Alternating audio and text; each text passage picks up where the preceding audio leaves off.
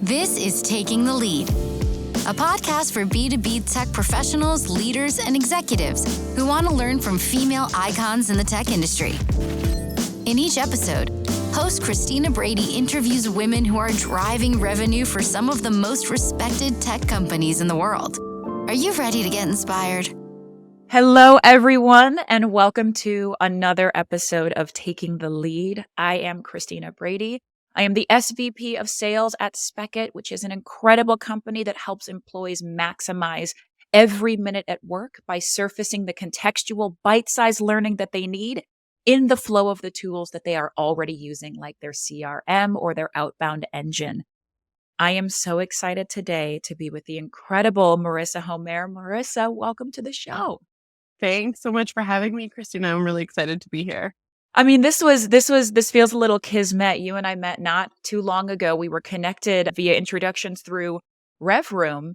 And after talking to you for 5 minutes, I said, okay, so we'll put RevRoom aside for a minute. You're amazing. You need to come on my show. And that's how we got here. And that's how these things go. So you are currently the VP of Marketing at Irwin. Tell us your professional story. How'd you get where you are? How'd you find your way into that role? Tell us the tale. Yeah, so I started my career, it's just like, it's a little all over the place, but I started my career in software at a company called Corel. A lot of people know Corel for WordPerfect back in the day. And, I started in social media marketing, which at the time was a new thing. It wasn't a normal career path by any means. And I was there for a few years. I think like that was a really great introduction for me to the corporate world, just because you learn a lot, right? Like I came out of being the top of my class and very quickly was kind of like the bottom of the food chain. And I think I learned a lot about how these big organizations work and the politics that occur in them. And then after a few years, I decided that I wanted to switch it up. And one of my actually someone in my program at school had started an agency, and it was in its very early stages. And I joined that agency. It's now called Craft and Crew. I was actually there for 7 years, and I grew with the agency, and I started as sort of an individual contributor, very quickly sort of got up to senior management, and I developed and led a number of the marketing practices at the agency, obviously working very closely with designers and developers, working with organizations of all type. And I think that was really great experience because I worked with, large public companies. I also worked with not-for-profits, higher education institutions, kind of government organizations, just all over the map.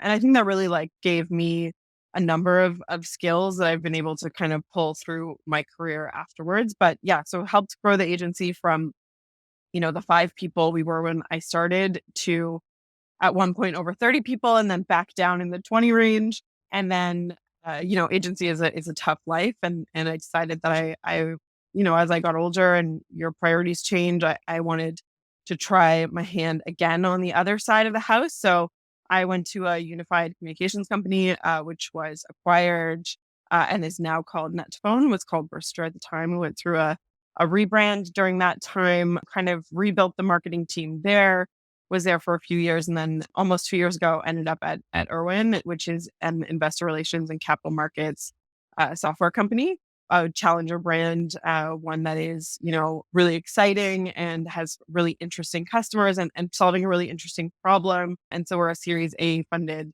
startup who is growing rapidly and working with great, wonderful people and doing really good work. So that's kind of the arc of the story. Oh, the arc. I love it. And I mean, that journey and sort of moving from role to role, when did you first identify that leadership was something that you wanted?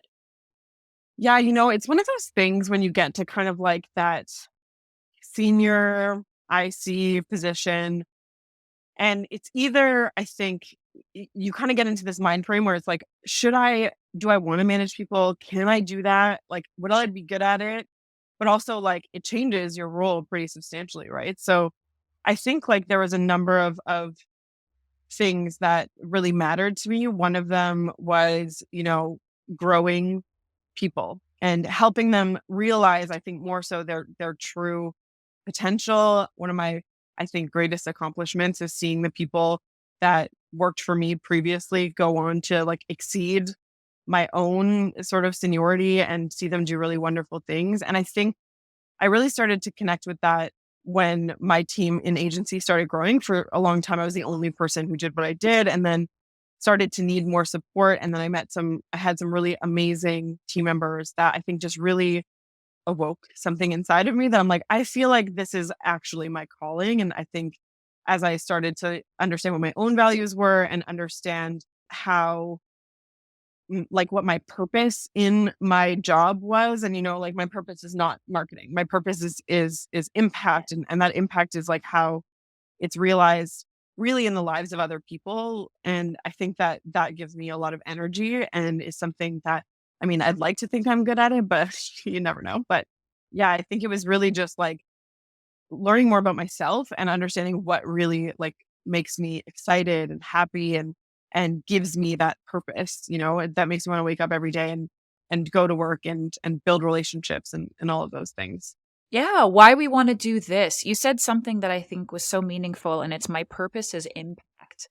I often think a lot about statements of leadership and truly what it is. And we hear terms like servant leadership, which, I'm a believer. We hear radical candor. We hear all of this. But this idea of like my purpose as a leader is impact, I think is beautiful. And when you were an individual contributor, you had started to identify, okay, I want to go into leadership. What were kind of some of the first steps that you took to move into that? Was it a conversation with your manager? Was it a conversation cross-functionally? How did you go from that being I have a higher, or I'm just going to call it a different purpose, because I also don't want to say, look, the only higher power here is leadership, right? It's like you could go all these different directions. But for you, you were like, there's something else for me. There's something bigger. How did you go about actually making that happen? It was actually really organic. Like which I think is probably the best way. Like I was still in this period where I just didn't know if that's what I wanted. But I think like especially because I was on a smaller team, as I was able to kind of like become that person de facto within the organization that, people would talk to about things, or they found, I think, comfort and also trust in my relationship with them. Luckily, I worked with some really great people that were like, we want to take this and elevate it within the company. And so I didn't have to ask for it. There's the things that you ask for that I think you need to ask for, things like money and, making sure that, making sure that you're being valued in a way that matters. But it's also really good to be surrounded by people who can kind of sniff that out and be like, I feel like this deserves a higher platform within the organization. And it happened very naturally and very organically. And I went from being, the practitioner to also being a practitioner, but leading a team as well. And as the business grew, it just became more necessary to do that. Now, not to say that and I think it happens a lot where, you see that within your organization, you see people, but you're like, I think I need to bring in someone on the outside to really do this better. And that did happen a couple times, I think, in the years leading up to it. But I think eventually it was just like, no, it should be you. And that's how it transformed from solely an individual contributor to, a little bit of both. And then it grew over time. Yeah. Well, I think the point there of surrounding yourself with people who are going to see you is also really, really important, because the first step in even understanding what you want to do is, do I have people who see me, who can help me identify my potential, who can push me when it's difficult? And that's different than this concept of tough love, which I think doesn't belong in business. But it's, where are people who know exactly where to twist and turn and kind of get me where I'm going? Because there are so many folks that maybe don't know what their next step is or what they want to do. And they rely on these people around them who see them to help them construct that. Not every person wakes up and is like, I know my exact path. I know exactly what I want to do. Some people are like, look, I just want to make enough money to pay my bills. And I want to live a life. And I don't know what my next step is. And I feel so often at work, like I have to identify exactly what is the next thing I want to do. People who see you, it can be so meaningful in understanding what that journey is going to look like, especially without judgment. I love that. Yeah. I think it's people who see you and people who will advocate on your behalf in rooms in which you are not currently invited. Sponsorship. Yes. And it's so important that, you build those relationships and that those relationships are strong and they're natural, right? Like it's really difficult because people ask for advice all the time, and sponsorship is obviously like one of the things I encourage everyone to have.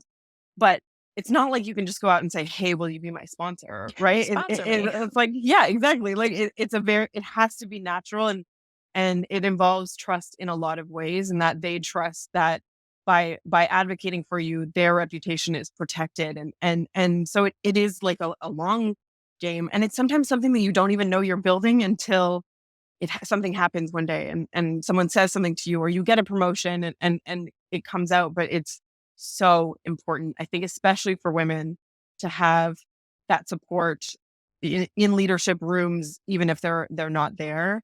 And I think luckily, like for me in my journey, there was, and I think it's both a good and a bad thing, but I had a lot of friendships. And I think my perception of loyalty was a little bit skewed because you're taught something, and then, like it's really hard when those two things are intermingled to be like, am I loyal to this person? Am I loyal to this business? And why? Like, what is it that I believe in so deeply? But I think for a long time, I was very like unquestionably loyal and open.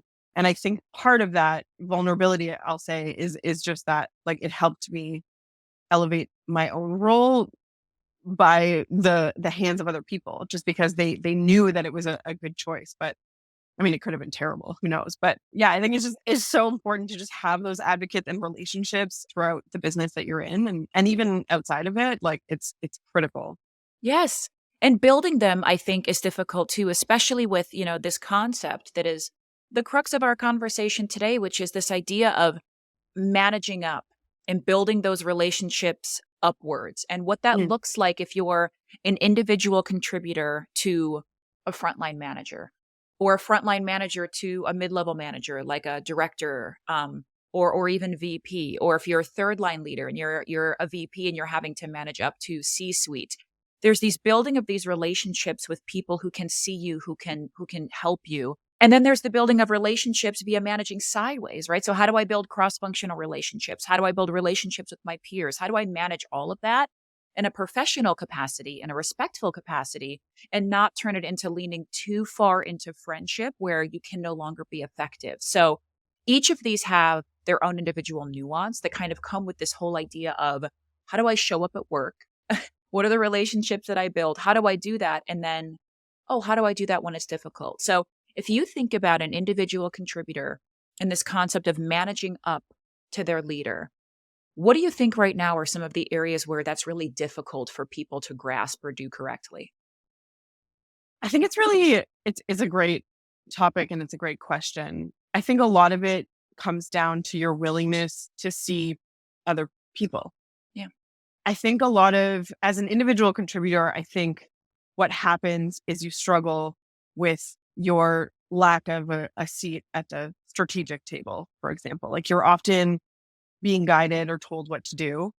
And I think it's very difficult to prove that, which is an unfortunate way to frame it, but prove that you belong at that table. And I find often, even people who only ever want to be individual contributors, and never want to lead people, but want to be really excellent and influential in their craft. Yes. I think so. A lot of it just comes down to like how you view and understand other people's reactions to you and your work. And so I think one of the great things I learned in agency is like the concept of discovery, right? Like, and that applies to the work, but it also applies to the people.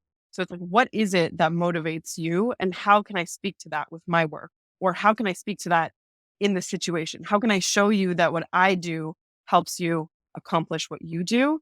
And then it's like the psychological component, which is understanding what blockers there may be with this person, whether they be communication, emotional, pride is a big one too. Like, nobody ever wants to give up their own seat, right? And a lot of folks, like some people may think that it benefits them to take credit for things. And so I think as an IC, it's really difficult to manage that sort of environment. And it takes a lot of practice and intentional practice to and true, honest, genuine want to get to know people. And I think when you start to build those authentic relationships, there's a little bit more trust there. So you can they're more likely to believe that what you're saying is going to create positive impact.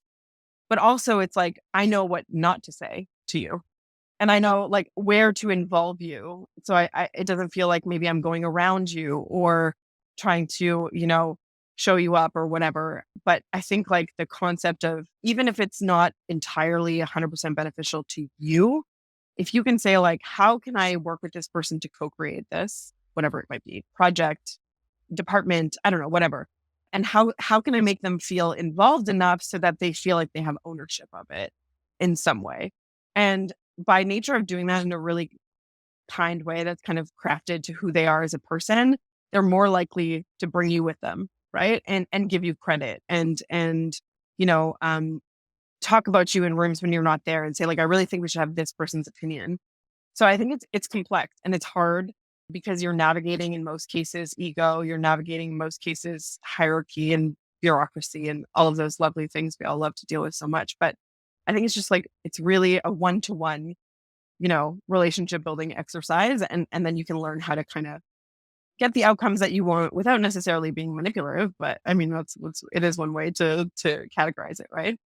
Yeah. Well, the reality is, again, politics is the wrong word, but you do have to be careful. Yeah. The one thing that you said that I think is worth highlighting is so many folks feel when they don't want to be leaders, and that's okay. It's the same thing I say about like humans who don't want to be parents. Like, great. You don't have to do that to live a fulfilled life. In fact, No. some might live a more fulfilled life by just following your heart and building the life that you want. Same thing in the professional setting, right? Where it's like we celebrate this idea of leadership. I personally love it, but you always wonder, can I be influential without being a leader? That was something that you said, right? This idea of, can I have the influence? Can I be seen as an expert? Can I be seen as a true professional? Or do I have to take on this leadership title in order to get there? And so I think that's difficult to navigate because sometimes leaders who are unaware naturally push their people into this idea of leadership because they're not listening, they're not watching, and it's their predetermined biases. And so, to your point, you have to be careful as an IC when you're learning how to manage up because, yeah, I have to learn what not to say to you. I have to learn what kinds of feedback triggers you. I have to learn how to find a way to get feedback to you without making it feel like I'm going around you or doing the wrong thing. And there is this, you as my leader, you have this huge responsibility and bearing and weight over my ultimate career path at this organization, or maybe even outside of that. That's delicate, right? I want to stay on your good side. I want to be liked by you. I want to be heard by you because you have a direct bearing in where I go in this organization. But I also have to figure out when things aren't rosy, what do I do with that? So in your advice, how do you learn as an individual contributor, even starting with, how do I know what I can and can't say to my manager? Like, how do I determine where I can communicate when I have, especially now, such a separated work organization? I see you in Zoom once a week and then in Slack. How do I learn how to communicate with you? I think like it's 50% asking. I think when you're in the stages of developing a relationship, you can ask people how they prefer to be communicated with. You can ask people, you can't necessarily be like, what triggers you? But what's your trigger? I'll avoid it.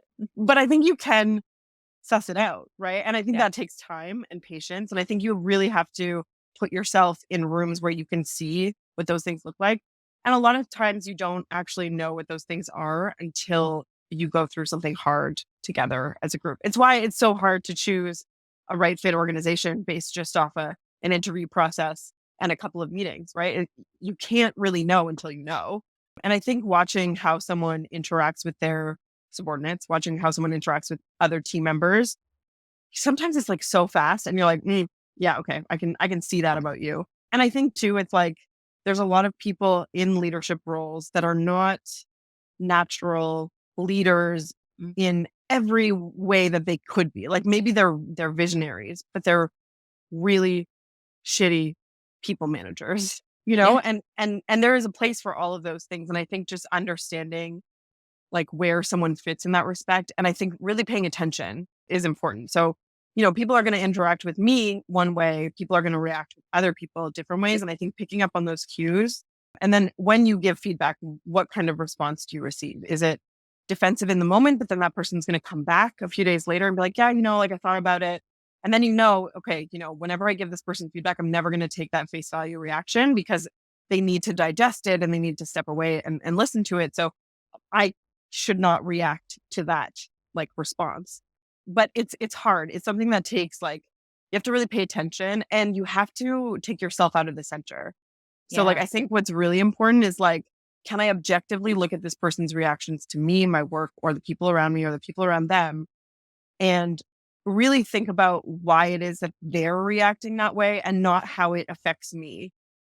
And I think when you think about people's behavior that way, it just becomes really clear, like objectively, what their, triggers are, what their motivations are, what gets them excited, how you can like leverage some of those personality traits in a positive way instead of, just because for a long time, I think in my career, I've been called defensive a lot, but for me, that's a survival mechanism, right? Like Yeah. it's something that's has been so embedded in me to prove other people wrong and push through perceptions that may be had of me. And so when I feel criticized, even if it's just work, that was so tied to my own value as a human that I initially, I have a blind spot around it. I have a blind spot around my emotional triggers. And as soon as one of those is hit, I'm no longer listening and I can no longer be a good communicator.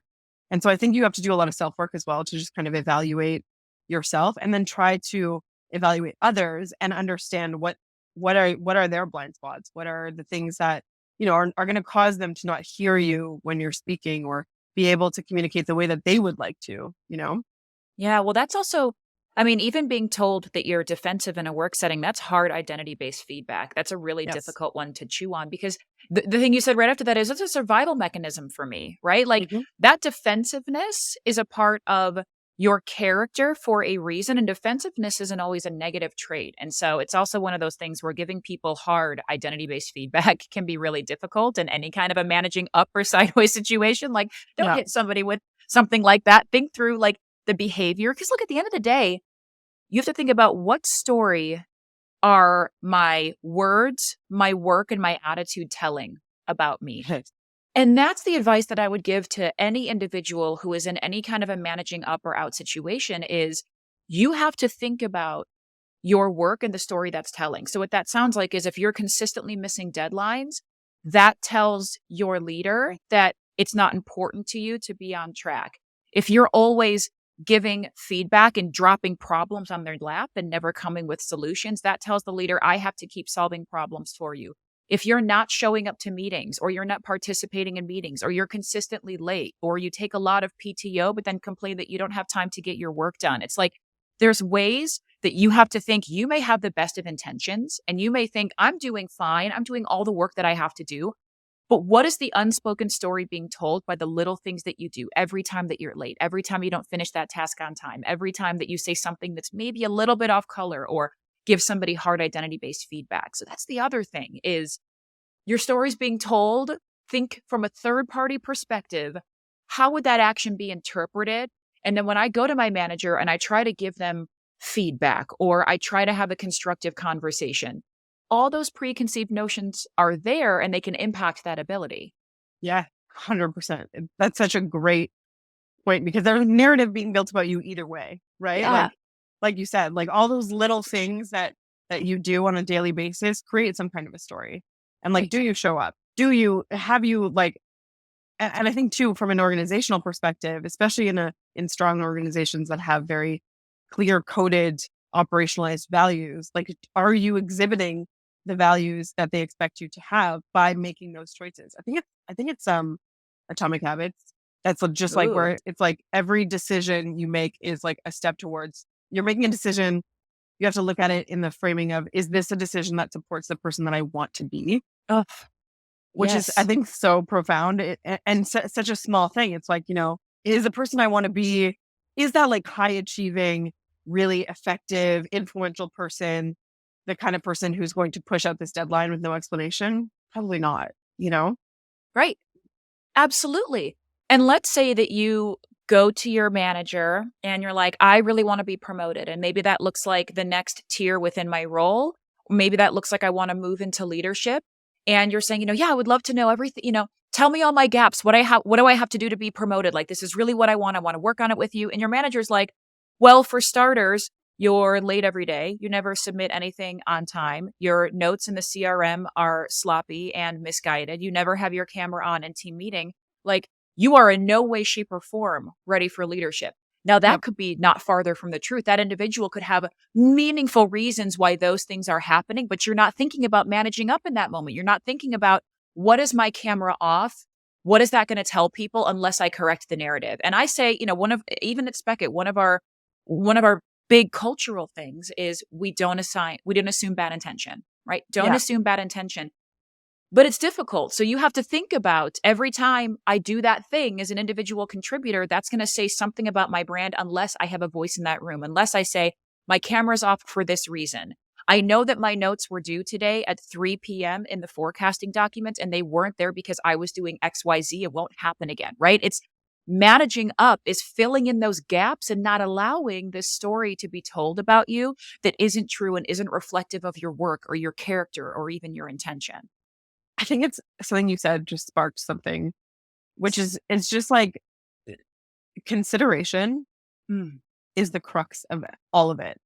Both ways, up or down. Both ways. Yes. Consideration. Yes. The best leaders consider their teams and decisions that they make and conversations that they have.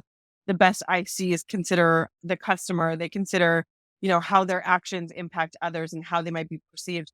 But it is like the highest form of influence, honestly. It's just, are you thinking about other people in those small or big decisions and like showing up accordingly to that, It's so simple, but I think it's just so important. And it is the underlying theme of all of those little things. Yes. Consideration. Consideration, right? It's a human element that, to your point, has to happen both ways, right? It's like that intersection of intent and consideration. Yeah. And then we think about this one level up where it becomes even trickier, right? So now you're a leader, say in any capacity, right? Say that you're some form of middle management, frontline manager, director, even sometimes VP can be there if you're a really large organization because you've got SVP all above that. So now you're in middle management, right? And you're like, okay, I have to manage up properly. I also have to manage down properly. I have to manage across properly. And as leaders, the trap that we can fall into is this concept of, I fight hard for my team and I commiserate with them and I'm in the weeds and I'm dug in, and we wind up filtering the issues up, because we're trying to solve problems. So we shoot the problems upwards. And in doing so, we can also wind up hurting who we are as leaders and what the intention is. So if we move one level up from IC to sort of that middle level of leader, where do you feel like are some of the areas that it's really difficult for them to manage up? Balance. I think you said such a good answer. Oh my gosh. I think you said it though, right? Like, it is one of the hardest things to master, which is representing and advocating for and protecting your team while also protecting the vision that you signed up for as a leader within the business and protecting the organization's interests and then being able to communicate the right things upward and downward. There are things that your team, the real protection of your team is not giving them any additional or weight that's too heavy for them to carry.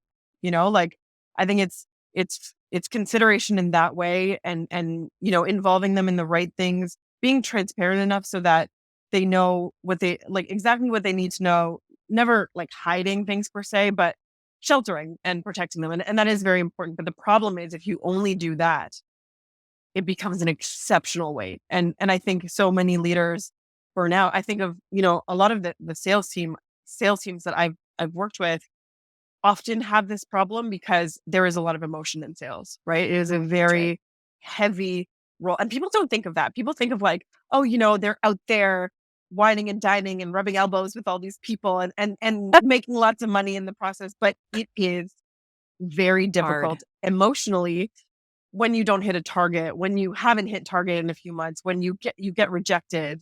Like, those are real human like emotion that influence your energy, ability to be a good partner in the rest of the organization. And they're just expected to, take the wins, but then start fresh every month and have a new mountain to climb. And it's exhausting. And I think like when I think of the managers, often I've seen a lot of sales managers who just take the brunt of all that emotional weight, Oh, keep it, yes. and then they end up breaking down, right? Like they burn out. They don't know like how to properly represent their team. They have to consistently defend if there's like an underperformer that they know is just getting there and like right on the crux of it.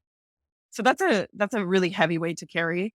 And I think if you can't process all of those emotions and not just be like a listening post and holding all that weight, I think it's very dangerous. And I think similarly, as a marketing leader, I think when you talk about up and across, especially, it's my responsibility to understand and have a form of a completely separate form of servant leadership for that sales team.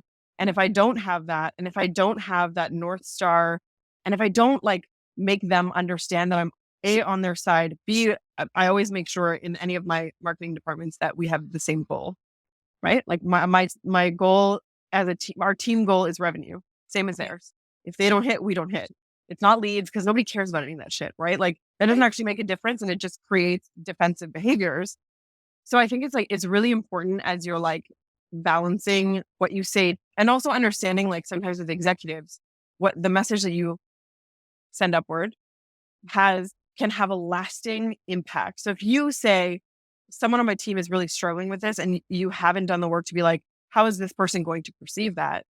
Do they perceive it as incompetence? Do they perceive it as, they haven't been able to do this because they're going through some stuff? Oh, that person's, is not a productive member of the team and they don't have the opportunity to interact with that person on an ongoing basis. You've essentially signed their termination papers, whether that's in 3 months or 12. It's just like, you always have to be strategic in interactions. And that's not to say like, don't be yourself. I think like, Be your strategic self. Exactly. It's just knowing when to carry and when to pass off. And I think it's really hard to get there. And I'm sure many people have just experienced the weight of that burnout and had to kind of figure it out themselves, but it's tough, man. It is. It's tough because you also mentioned transparency. And transparency is a big one because Yes. folks consistently ask and want to work at companies and for leaders and executive leaders that are transparent. And especially as a middle manager, you have to balance this transparency up, but you also have to balance the transparency down. And so what that could look like is I have folks on my team that are struggling and my executive leader is asking me why the number is where the number is. Now, I want to be transparent in why we are where we are, but I also want to protect my team, right? I want to protect those individuals because to what you said earlier, they're almost there. They're trying really hard. I don't want my executive leader to think that this individual isn't right for the role or isn't right for the seat. So I have to balance the transparency of what's actually going on while I protect my people. And then on the flip side of that, right, there's business decisions that are made at a high level that are just not for the ears of everyone at the organization. And oftentimes it feels like you're moving around in the dark. And so as a middle manager, you have to balance, how do I be transparent and exude that and communicate effectively without messing this up in one way or another by being too transparent. And now I've ticked off my team and I've let them have a view behind the curtain that they shouldn't. Or I'm not transparent enough. And now I'm not building trust with my team because they feel like I'm not telling them what I need to. And then I have to worry about this for the team reporting to me. And I have to worry about this for the team and the individuals that I'm reporting to. So like this role of middle manager and how they intersect with this idea of trust and transparency and empathy and commiseration and getting the job done. It's an overwhelming job, especially if you don't have help and you don't understand what's overwhelming you. Because I bet you've seen that. You've seen middle managers who are like, I'm so tired and I feel ineffective. And I've seen leaders who stop being leaders because they get swallowed by that, who would have been incredible, but they had nobody guide them through those pitfalls that you can land in. Yeah. And I think too, it's like the strength of the organization that you're in matters a lot. Yeah. Yeah. If you're in a place where, like commiseration is the culture. It's also not great, right? Like you have that spreads like poison almost. Yes. I think it's really interesting because I've seen this so many times where people are just done. They're just like, I don't know. And I felt like that myself at some points too, right? It's like, I don't know what to do anymore. Navigating this complex organization or all of these egos and feelings or tiptoeing around other people is not productive. And it's not like, Right. it's honestly not a great use of your time. I think like finding counsel and community is so important in that respect because, and you see it sometimes where someone's like, I'm struggling with this. The organization just doesn't come together, doesn't value this. And people are like, I hate to tell you, but that's just, it can't be fixed. Right. And like, it's probably time for you to find somewhere else. Right. So it's also balancing, I think, like how you take on that weight and how you communicate with your team and upwards, but also constantly just evaluating, like, am I in the right place? Does this place at least share my values? So I know that when things get hard, we're prioritizing the same things because things can be hard. Like look at the market right now, right? Like the markets are wild. tough, budgets are tough, Yes. layoffs are happening in tech left, right, and center. And so it's going to be hard no matter what. But can you reassure and continue to build trust with your teams when there is enormous pressure? But is the organization set up to do that as well? Like, are they just being like, oh, well, doesn't matter that this person is like an amazing contributor and, has everything and can be very great. It's just, we're just going to cut them. Like, we don't care. Or does the organization value growth, like actually value growth and, it's people like I find layoffs such a funny example. Yeah. I think it's just really important to balance, the organizational values, your own values, and really understand if those values are operationalized. So can you share this weight? Can you count on the people and the management team around you to support you and support your team? And do you believe enough in the company that you're willing to do that That's for it. them? That's it. Because you have to. You have At the end of the day, sometimes if you feel like right or wrong, take that out of this. Yep.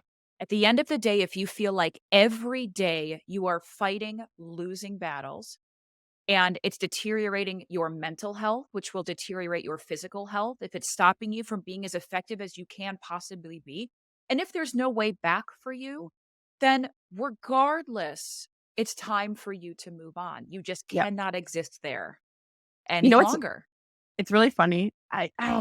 Radical candor is difficult for me because I tend to lean very strongly toward the empathetic side and really like absorbing people's feelings as they come. Rooney's empathy. Oh yeah. But I actually did this exercise once and I shared it with my managers. And it was like a little like framework that was just like their benefits and the cost to each of the main things that I valued about my job. So it's like, do I like the work? That's important. Yes. It's not a huge cost for me to like pour myself into that work. Does it take time away from my family? So while that's something that's like people talk about work-life balance all the time, it's like, and in my rating scale of what's important to me, that is very important. And so the cost to me working here and the cost to the environment that currently exists is that I cannot spend that time with my family. And that's taxing and has nothing to do with the work, but it is, I'm paying the cost to be here. And I need you to know that. Yeah. And I think it's also just like, autonomy was another big one for me. Like I'm very much a person that I struggle being overly managed because I have a vision that I need to like execute and I need to get there. So I really don't do well when people are like, yeah, that's a good idea, but let's just do it my way. I'm open to collaboration, but I think like the process of evaluating those things and putting it into a spreadsheet and then like saying, is it worth, are all the benefits worth the cost of this role for me? And the answer at the time was no. And so it was very clear to me that, it didn't matter how much money you gave me. It didn't matter, what you promised me last minute. It's just like, and it has nothing to do with how I think about them as an organization, but for me, it's not. And so then it's like, I was managing up to my own detriment in that case, because it's like, yeah, like everybody believes I can do these things and they're pulling me into things. And, like I've, kind of hit my ceiling in terms of seniority and all that is fine. But I'm paying a tremendous cost on a daily basis to show up and walk through these doors. And I don't have the funds to give you for this, So it's just, it's really interesting. And like, I think I navigate more towards building authentic relationships, and I can really feel when it's not coming that way from the other side. And so managing up doesn't always have to be like I'm getting things done my way. It's like I have really trusting, transparent relationships with the people around me. Like I know I can go and tell the founders at Irwin that I'm just having a shit week, or that like somebody is struggling, and I know that their responses are going to be supportive, and that they really care about the humans, versus in some other, places that I've been, it's like, yeah, well, I mean, we have stuff to do. So like, can you get it together, or like, get it together. Yeah. Yeah. Well, everybody needs to do that calculation for themselves, because it's interesting when you look at some of the data around why people work where they work, and you have some people who say, the money mattered, the money meant everything to me. And others are like, well, the money didn't really matter to me. Right. And it's actually, it's multiple factors. And you have to build just a list of check boxes for yourself, right? And as long as the majority of check boxes are what's important to you or checked, then you can say, well, I don't have this, but that doesn't matter because I had this. But when you start to look at your role and you say, okay, well, the money's not where I need it to be. Okay, that's not great. But you know what? Everything else is good. But when the money's not there, okay, well, the culture's not there. Okay. The diversity is not there. Okay. The leadership is poor. Ugh. I don't have any work-life balance. The role itself and the impact I'm making in the organization isn't what I thought it was going to be. Right? It's like the more that you start to go down that list, and everyone has to have their personal list, right? What's important to you may not be important to somebody else. But if you've never done that exercise, it's a meaningful and an important one. And man, I feel like you and I could talk about this now all day, but Forever. we don't have all day. We have a few minutes left to sort of swing into our rapid reveal section if you're up for it. Yeah, totally. Let's Give her. do it. All right. You have 3 questions and you've Okay. got 60 seconds or less to answer each. Question number 1, what was your favorite childhood hobby? Arts and crafts. Like specifically, you like clay? Just like I really liked, like trying to create things. I remember it doesn't mean I was good at it, but like I like to create like bridges out of popsicle sticks, and like, like random knick-knacky things that were just like fun to do in the moment. And I still do those things with my daughter. Like, and I'm still not good at them, but I really enjoy it. I was overwhelmed by my intense desire to buy a paint by number off of an Instagram ad. Same. And then I was like, okay. So, and I'm looking at it and I was like, God, I want to do that so bad. And then I was like, well, okay, if I'm going to do one, then I also have to pick one that I feel like I would want to hang in my house. Yeah. And then I couldn't find one that I felt was actually going to be good wall art. So, but the desire. Yeah. And then you get halfway through and you're like, I hate this, but I don't want to do that. That paint dries out. It gets all oily and weird. Yeah. But Paintbrush is terrible. Yeah. It's like it's like a toothpick. Like a tiny, yeah. Yeah. It's just for the totally. birds.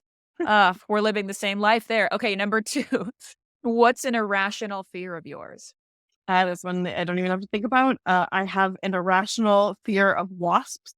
I will run into traffic to get away from a small bug, but I can't control. It's completely irrational. Makes patio season very difficult for me because I'm always just like, where are they? They're coming. They're here. Is this like any bee-like organism, or specifically you've got the radar for the wasp? It's just the wasps and like the yellow jacket and the hornet, like that category of demonic. They sting for no reason. Yeah. Right? They're just like, hey, guess what? Here. Yep. Yeah. It's awful. It's completely, my husband, it drives him insane. And like I said, I'll literally run into traffic to get away from one, which is wild, but yeah. Yeah. I've been known to do a weird dance move to dodge here and there as well. So I can feel that one. Last, but certainly not least, what is your favorite thing to teach someone? My favorite thing to teach someone is how to find their own purpose and impact. And I think how to discover and share their own value. Like that is by far gives me the most joy. That was beautiful. Well, hopefully Not even hopefully. I think you've certainly done that here in the last 45 minutes or so. And that being said, I imagine folks are going to want to get to know you, connect with you. Where can people find you, meet you, be your friend, or even learn more about the company that you're working at? For sure. So physically, I'm in Ottawa, Canada, which is kind of a very smallish capital city of Canada. Nobody really knows that, especially on the US side. So anybody in this area, Shopify is our home tech darling, and there is still stuff happening here. Digitally, primarily LinkedIn is where I spend the most of my time. I'm also in a number of communities like Rev Room and Rev Genius, a couple others as well. Women in Revenue. There's a bunch of great ones. And for Irwin, you can find us on our website www.getirwin.com, or on LinkedIn, or at a number of events throughout Canada and the US as they relate to investor relations. So all over the place. Awesome. Well, thank you so much for being another one of our incredible guests on Taking the Lead. We appreciate you. Thanks so much, Christina. Thanks for joining us on this episode of Taking the Lead. If you're looking for more inspiring stories from women leaders in B2B tech, then visit us at motionagency.io/takingthelead.